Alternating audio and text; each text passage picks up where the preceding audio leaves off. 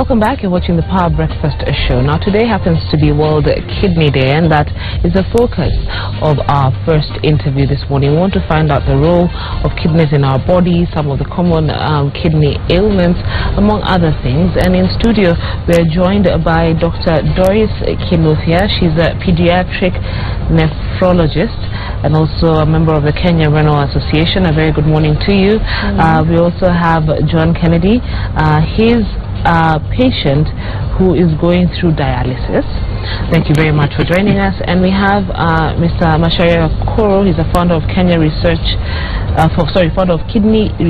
Kenya, a member of Forum for Figo Foundation, as well as a patient who underwent a transplant. Thank you very much for joining us, and we'll be trying to differentiate the two as we go along. And I want to invite you, the viewer, to get in touch with us should you have any questions, comments, suggestions. 22422 is the SMS line, or you can get us on Twitter. The hashtag is PowerBreakfast. Once again, thank you very much for joining us. And I'll start with you, Dr. Kinothia. Maybe you can start by telling us the function of kidneys in our bodies. Thank you very much for inviting us to this breakfast meeting. The kidneys are very, very important organs in the body, because without them you simply cannot live. The main function of the kidneys is just to cause a normal environment for your body. So they control the water in your body. They also control the electrolytes, that is things like salts in your body, potassium, sodium, and also calcium. And also they are able to control your blood pressure, which is very important. They also control the amount of acid that you have in your body, so that when you eat foods, this food is broken down into certain waste products, and these waste products like urea, creatinine, and hydrogen ions, they have to be removed out of your body by the kidneys.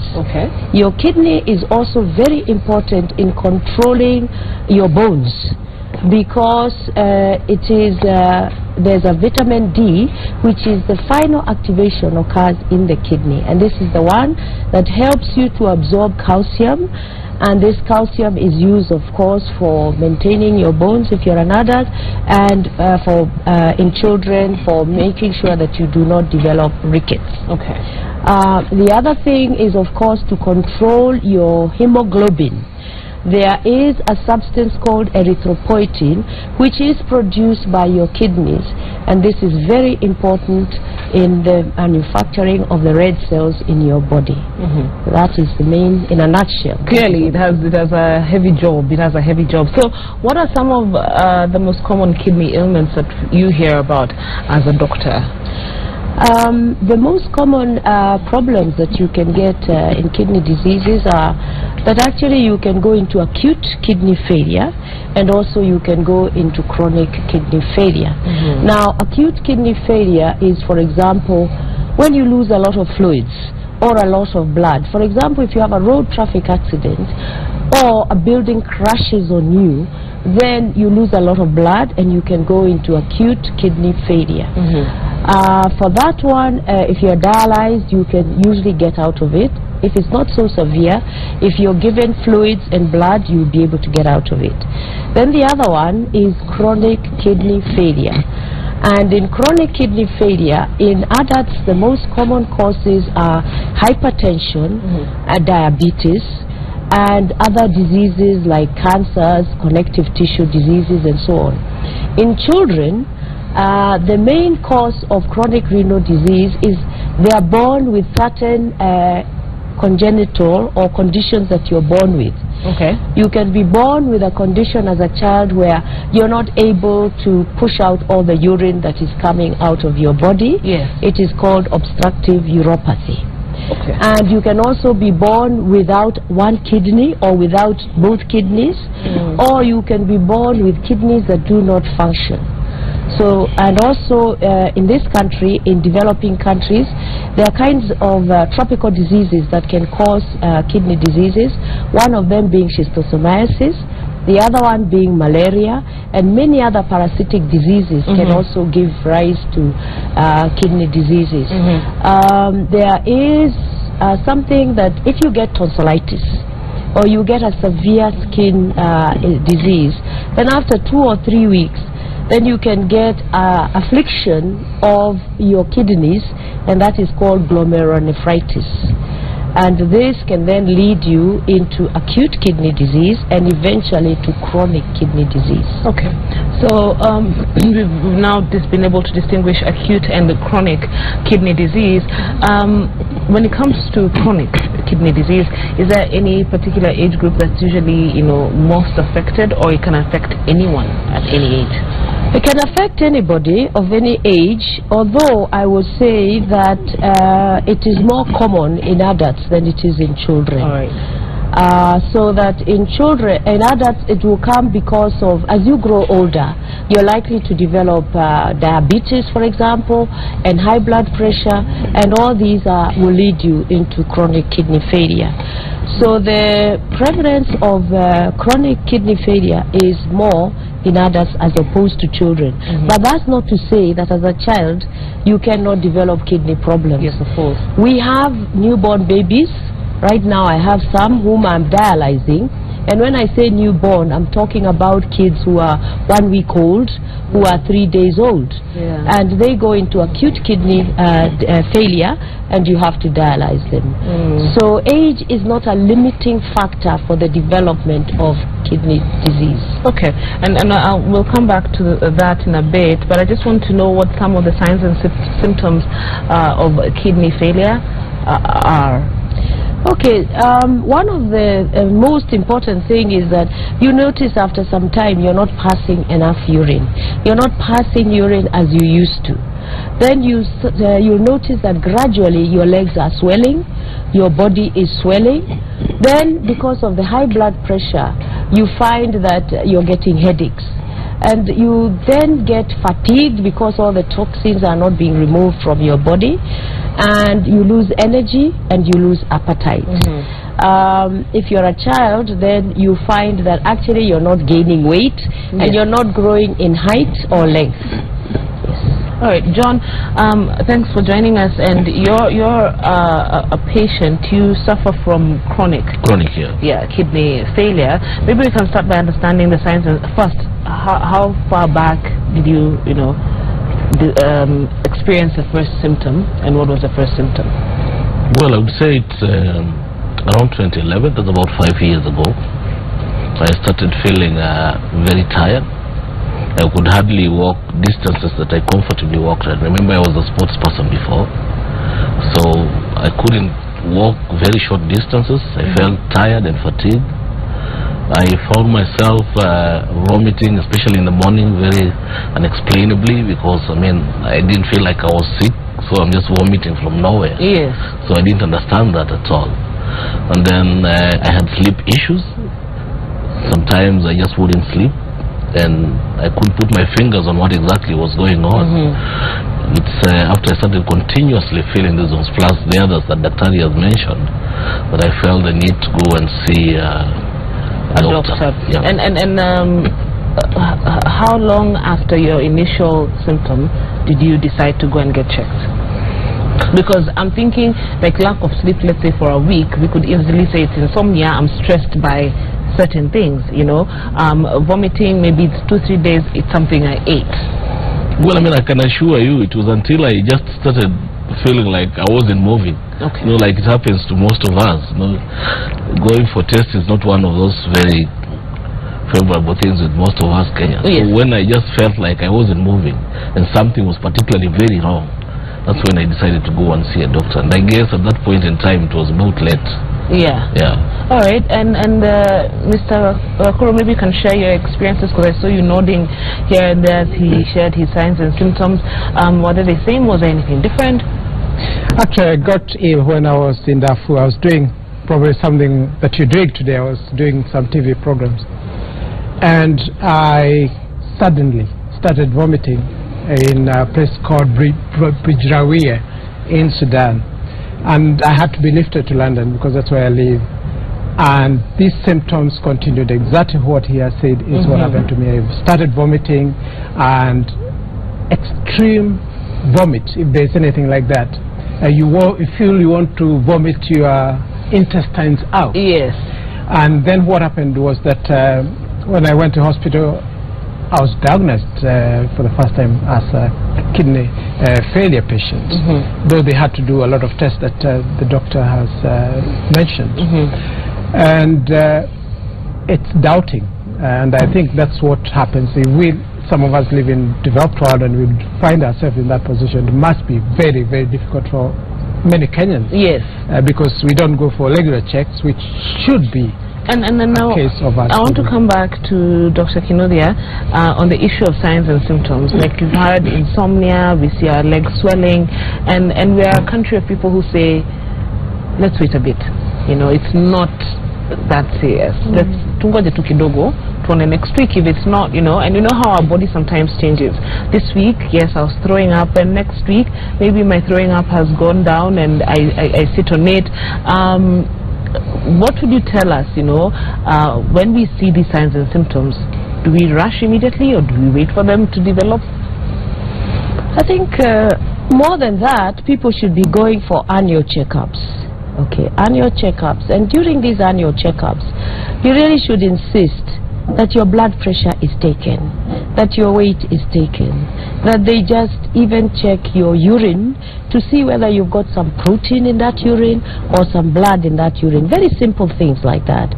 Then if they find any signs of that, or if you've got diabetes, you know, just by checking what your sugar level is, then from there they can tell you we need to do further tests. Now if you develop the symptoms that these two gentlemen have said, then you shouldn't wait, you shouldn't sleep. You should immediately, like almost yesterday, go to the hospital so that you're checked. Because if you're checked early, then you may be at a stage where your disease may be reversible. You see, like chronic renal failure has got stages. It's like going down the stairs.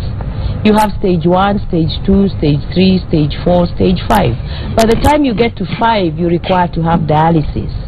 If, for example, you're in stage 3 and you start vomiting and having diarrhea, then that can take you a stage lower. But if you go to hospital and they detect it and they give you the fluids, then you may return back to stage 3 and live for a while longer before you go down to dialysis. Okay. And now let's talk about the treatment. You know, I've discovered that I'm not feeling well, so I come to hospital. Then I guess from there you're able to identify what stages I'm in. Yes. You have said in stage 3, then it is easily reversible. I mean, if I'm given the proper medication and the fluids, I can go back to being okay. Right? Not completely okay. Not completely okay. But you will not go downstairs. You remain there for a while, but eventually you go down. Oh, eventually I'll go down? Yes, eventually you go down until you get to stage 5, and then you require to have dialysis. So let's come to stage 5. John is on dialysis. Macharia got a transplant. So explain to us these two scenarios. Okay, but you see, there's something called glomerular filtration rate. That is the function of your kidneys. And in order to measure that, there's a substance called creatinine that we measure. And then from that, we are able to say that now, because your creatinine is probably at 30 mils per minute per 1.73, you're in stage 4. By the time John was being put on dialysis, his creatinine, his function must have been 15 mils per minute. You see, as it goes lower. So at that point, you really must go on dialysis. If you don't go on dialysis, then unfortunately you pass on.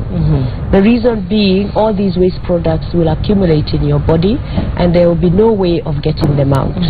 Okay, so once you are on dialysis, then the best thing is to get out of that dialysis as fast as you can. Okay. And the only exit is what Mr. Gakuru went through, which is kidney transplantation. And this is what this country needs to work on. Because right now we've got a lot of dialysis going on, and the government has put in a lot of machines all over the counties, but there has to be an exit plan out of that dialysis. And this is what Mr. Gakuru is working on by insisting that he would help in the training of health personnel, so that we'll get transplant surgeons and transplant nurses, so that as many people as possible once they're on dialysis, they'll have an exit plan. So that's our biggest issue right now as a country. Dialysis, I mean, the machines are there. We're being able to perform dialysis on all kidney patients, but when it comes to transplant surgery, that's where the challenge is. There are many challenges. We haven't. Okay. The machines are there. Yes. But of course we need, and I congratulate the government on that, honestly, but of course we need to train as many human resources staff as possible, because the magnitude of renal disease in this country is quite something. So we are working towards towards excelling in dialysis, but even as we excel in dialysis, we must have an exit plan. Otherwise, the machines will be overwhelmed by the number of people who will be there. Of course. And let's quickly talk about the exit plan that you're working on. You're trying to see whether you can get doctors to get to England for training. Tell us more about that. Now, the problem that we have needs to be tackled by the doctors, by them doing the right thing, and as patients supporting the work that they are doing. And that's why FIGO, Foundation for FIGO, Forum for FIGO Foundation, yes, which is a forum for all the kidney organizations in Kenya, are working together to assist the doctors with the work that they are doing. And we are privileged in the sense that we've lived out and we have contacts that we can use positively to help our cases. And therefore we've negotiated scholarships with the universities in the UK for doctors, complementing what they are already doing at Kenyatta and other places. Yes. Adding the number of nephrologists, I think there are 20 to 30 in Kenya, to double them in the next 5 years. So we've negotiated scholarships to King's College London, Royal London Hospital, Egypt, Cairo University, and also in the US. The problem we are having is the challenges that we face of visas, which we are asking the government of our Kenya government to assist us talking to British government, because we have doctors that are waiting. They have already got letters to go to the UK, but the hindrances that are preventing them is the visa issue, because we know that Europe has got issues of immigration, and they have a very strong feeling that some people, when they get trained, they get stuck in the country. So it's a huge issue that needs to be tackled. That's one part of it. The second part of it that is very important is good for us to state that kidney disease is a killer.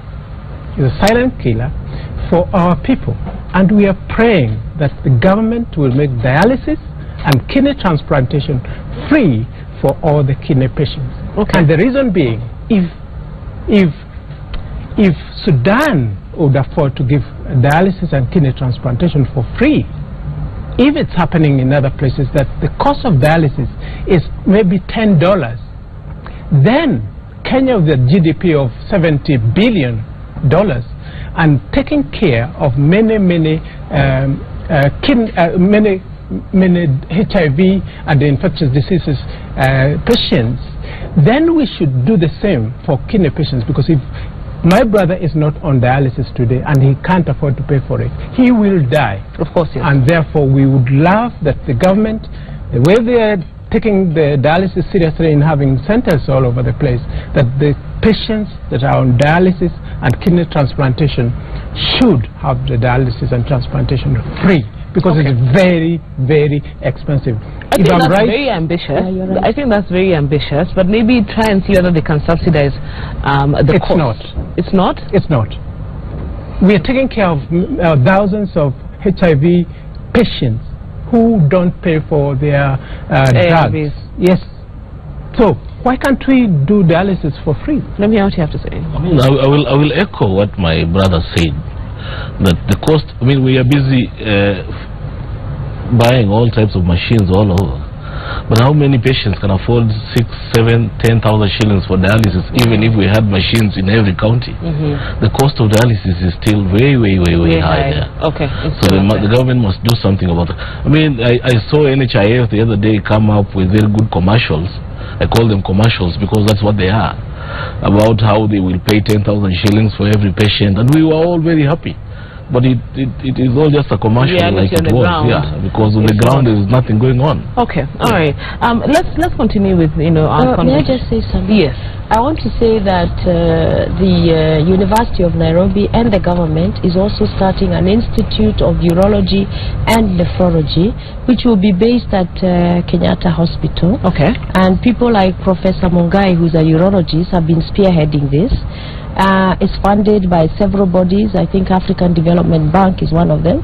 And the idea is to churn out as many surgeons and physicians and nurses who can be useful in this job. Okay. And then also the NHIF has really tried, because it is subsidizing the cost of dialysis. It may be small, but we begin small and then we grow. And then we grow. So they are subsidizing this, not just in government hospitals, but also in private hospitals.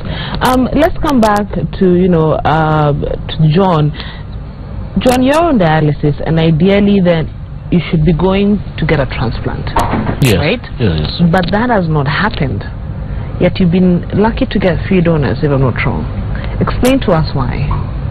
The challenges of getting a donor are massive, like I would say. And I would say, for example, like my example, 3 times I've gone close to getting a transplant, but on 3 occasions I've been let down. And that is the story by many patients.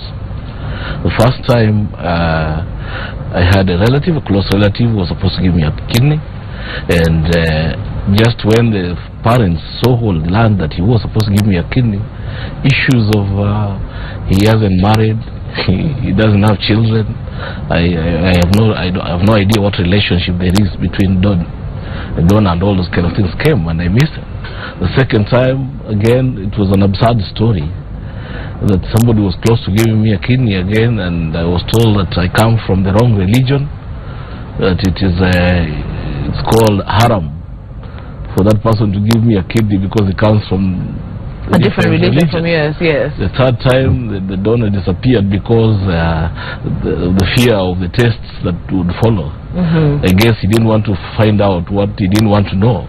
Okay. So I mean, with all those kind of complications related to the act that we must have donors who are relatives, isn't it time, for example, that the doctors in this country thought about facilitating a bill that would get us out of this act? I mean, outside this country, and my brother would support me, the issues of getting a donor are not as difficult as that.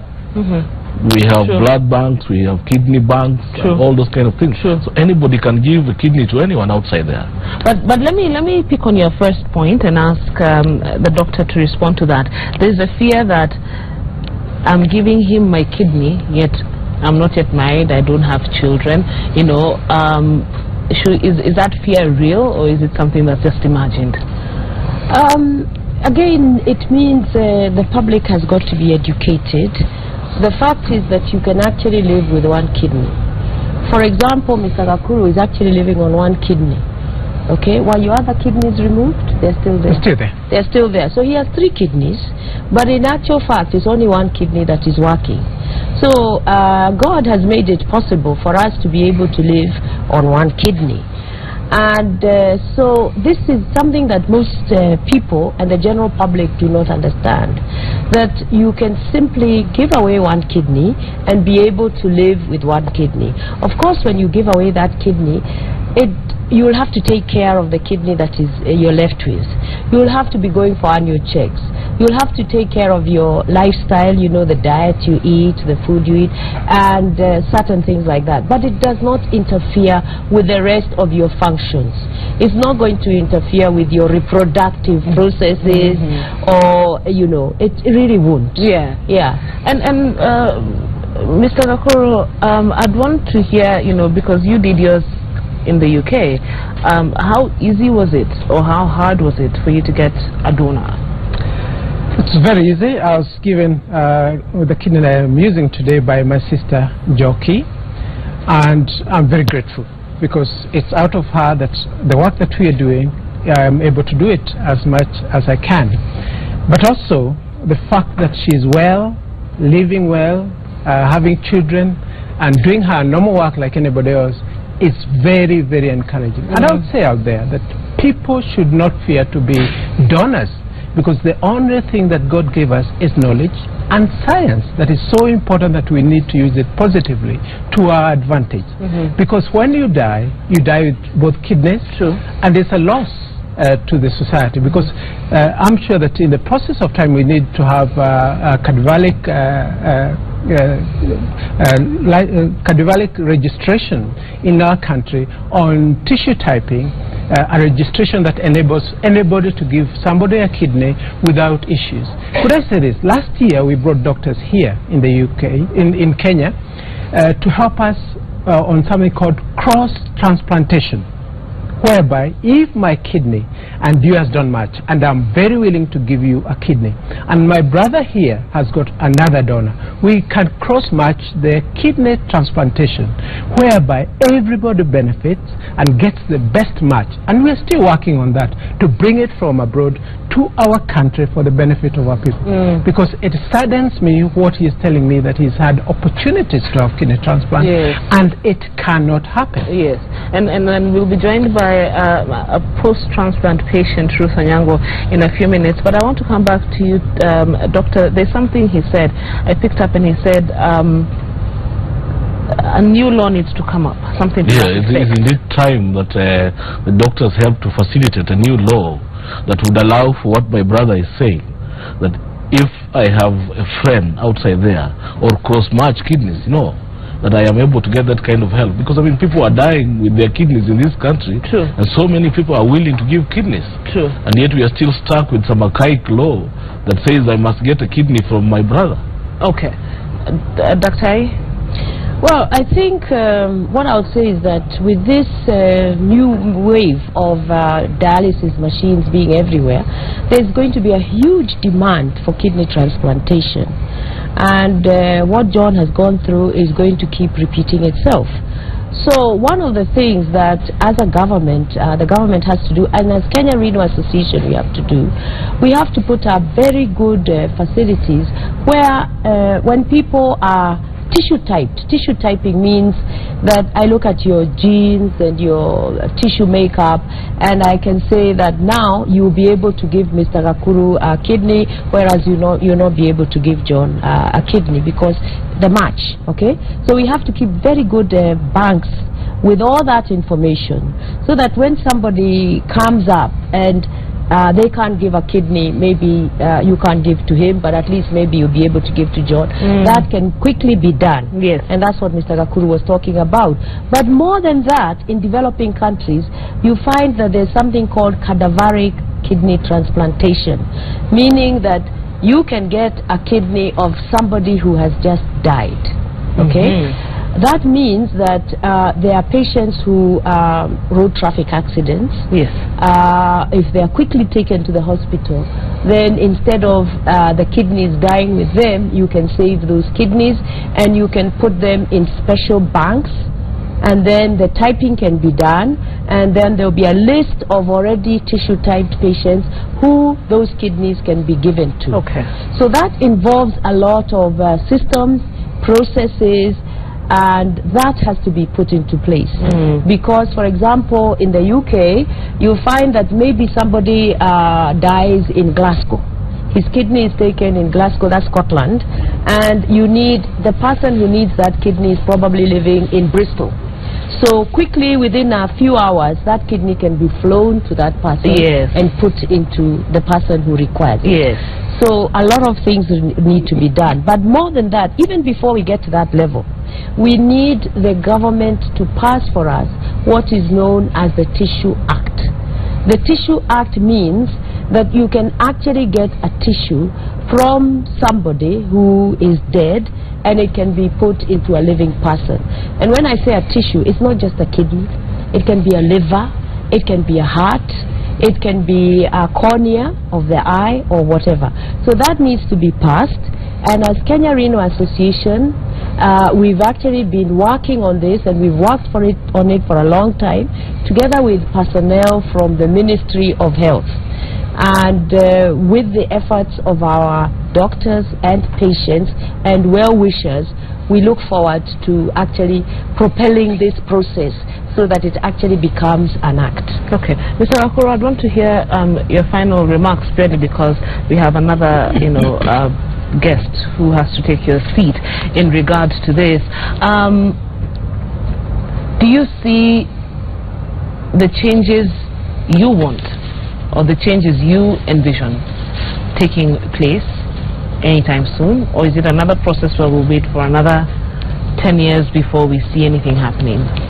I see a lot of hope. When we did our first dialysis unit at Kikuyu Hospital, we struggled with doctors to license that center.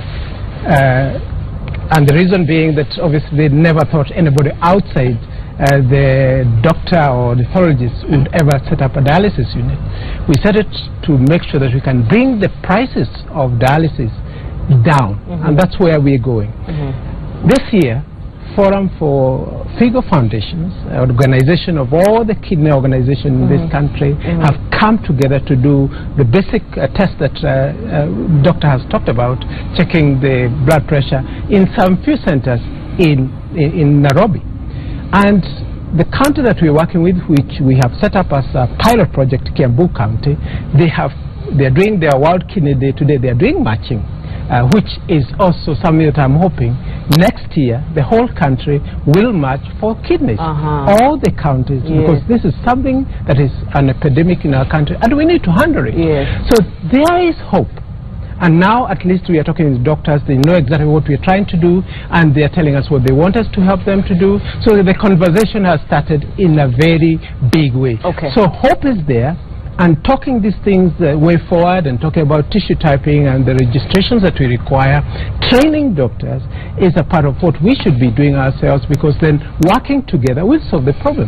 And not just this one, but also on other things like cancers, because unless somebody has gone through an experience, it's very, very difficult for you to explain to somebody who has not known.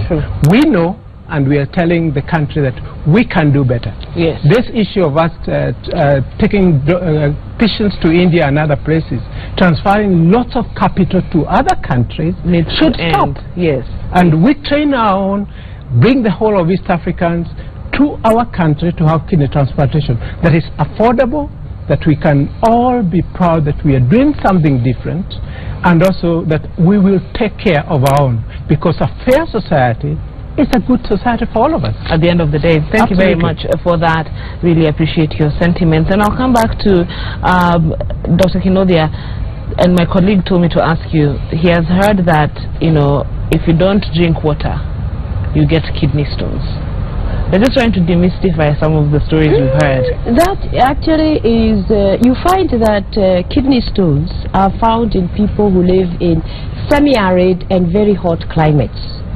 So that you find that people who live in northeastern and people who are like nomadics and all that, and they don't have enough water, they often come with renal stones. So one of the causes is that you're simply not drinking enough water. A normal adult should drink at least 2 liters of water. That's unless you're on dialysis.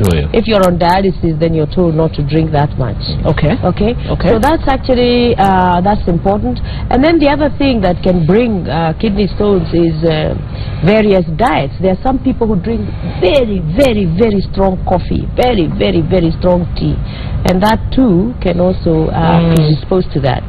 There are also inherited disorders whereby you can make kidney stones, like something called oxalosis, which occurs in children. And all right, and we're joined by Ruth Onyango, a post-transplant patient. Thank you very much for coming.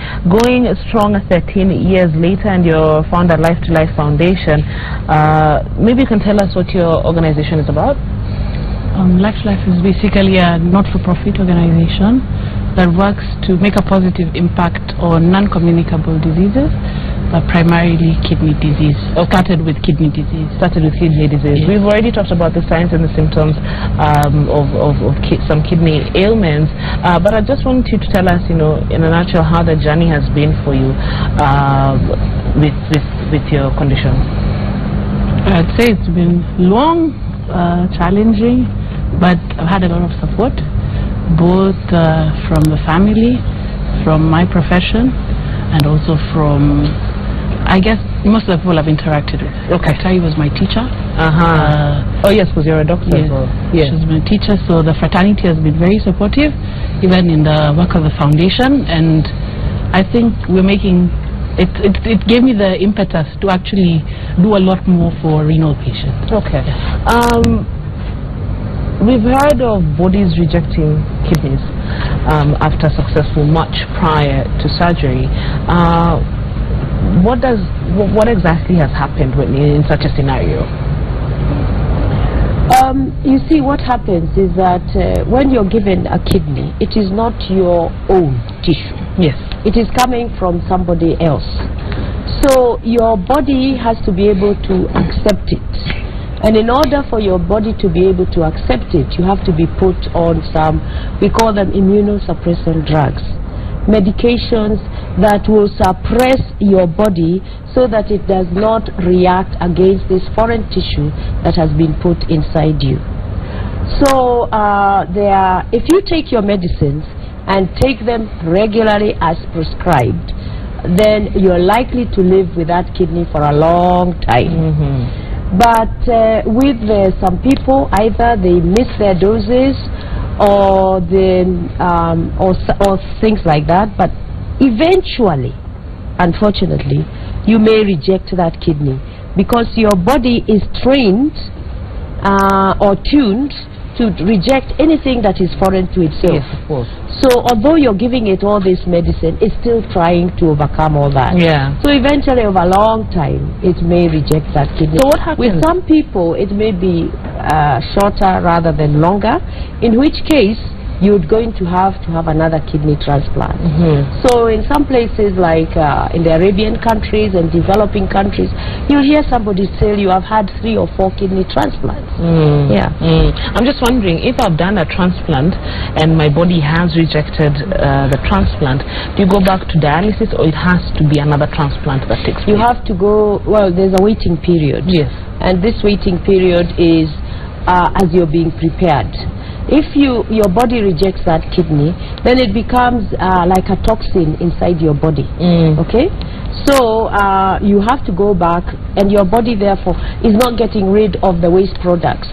So you go back to the stage where Mr. John is. You go back to what we call end-stage renal disease. That is stage 5. You remember I told you stage 5. And without dialysis, you will not be able to live. So you go back on dialysis, and then you get a kidney transplant. However, if you can get a kidney transplant fast enough, then you can actually be transplanted. Okay. It's World Kidney Day. Are you going to march in Kiambu, or what's your plan? Well, I will make a decide. Okay. All right. Dr. Kinode, maybe you can tell us more on what the plan is for today. But I'll have final comments. Yeah, let me just get her thoughts. So let me just begin with a history. The World Kidney Day started in the year 2006, and it is a global annual event. And the purpose of this day is to create awareness about the issue of kidney diseases and the outcomes and consequences of this disease, and to point to ways of preventing the disease and point people to ways of management of the disease. So this year's theme is about kidney diseases and children, and it's very dear to me because I'm a pediatrician. So kidney diseases and children, and it says act early to prevent it. So that if you detect these kidney diseases very early in children, you'll be able to do something. Remember I told you about those ones who are born with obstructive uropathy, where they don't pass enough urine. If you detect that early, because those ones will present with urinary tract infections very frequently, you detect it early and you remove whatever is blocking the outflow of that urine, then these children will not end up with kidney disease. They will not end up with kidney failure. They will not require dialysis. They will not require transplantation. So it is important for parents to take their children for assessment. And Then, of course, then there are the other diseases in children that if you discover them early enough, like the ones that come after you've got malaria or you've got diarrhea and vomiting, and you detect them early, then you can prevent these diseases progressing to chronic renal failure and end-stage renal disease. So what are the celebrations today? The celebrations are going to be held at Uhuru Park, and the guest of honor is the Honorable Mike Songo. So you're all invited to come there. There is going to be a lot of children from schools, and there's going to be a march which is going to be led by the Prisons Band. This happens every year, and the walk will be from Uhuru Park all the way up to Nairobi Hospital, across to Kenyatta Hospital, and then down Haile Selassie and back into the Uhuru Park, after which there will be some speeches. And of course, we always cut a cake on World Kidney Day, and there will be screening. And the screening is free. The screening is for anybody, any child, any grown-up, any person. Yes. So that will be there. Also, I must say that the screening has also been going on. Kenyatta National Hospital has been screening in Kangemi at St. Joseph's Church. And Nairobi Hospital has been screening on its grounds at the car park. And Aga Khan Hospital was screening in its hospital and also screening at Capital Center. Today, there will be nurses from all the major hospitals: Kenyatta Hospital, Gertrude's Hospital, Aga Khan Hospital, Mata Hospital, and some other hospitals. And they will be able to take your weight, your height, your blood pressure. They will do a urinalysis, they will check your sugar and check if you have protein or anything. If they find that you have any abnormality, you will be referred to appropriate doctors. All right, there you have it. So let me hear your final words. Ruth and John, we'll start with you. Okay, my desire for... I have a baby who was born after my transplant. And despite the fact that I'm back on dialysis, I think my desire is for more children, in line with this year's theme, to get screened so that they don't have to end up with kidney disease. So I would tell more people out there, find out what causes kidney disease in children, because most people think kidney disease is a disease of the old. Yes. The first time I actually fell ill, I was 2 years old. My first urinary, that Dr. spoke about, urinary tract infection, I was 2 years old. If something was done then it would never be a different So story my desire today. is for more children, in line with the theme, to get screened early, and then we can prevent kidney disease in children. All right, John? 3 quick points. One, that I would ask Dr. Ari and her team to facilitate the ACT bill so that most of us get saved outside here. 2, we also wish to remind the NHIF that we kidney patients are waiting for that 10,000 help that they've been talking about. Let it get implemented and not just announcements on TV. And lastly, I am doing what Dr. said is the exit plan from dialysis. And you know, there's no treatment for kidney problem. There's only one, which is a transplant. So I'm in the process of doing that for the 4th time, and God willing, I pray that it will be successful. And for that reason, I have honestly dwindled all my funds in dialysis. So if there's anybody out there who wants to assist me, my till number is 787851, Safaricom, 787851. I would be very, very glad. And thank you. All right, thank you all of you for coming and sharing with us this morning, and we wish you all the best. And like you said, it's happening at Uhuru Park, the celebrations for World Kidney Day. Uhuru Park, free screenings, there's cake. That's an incentive for someone like me to go. But once again, thank you, and we wish you all the best. You're watching the Power Breakfast Show. We'll be right back.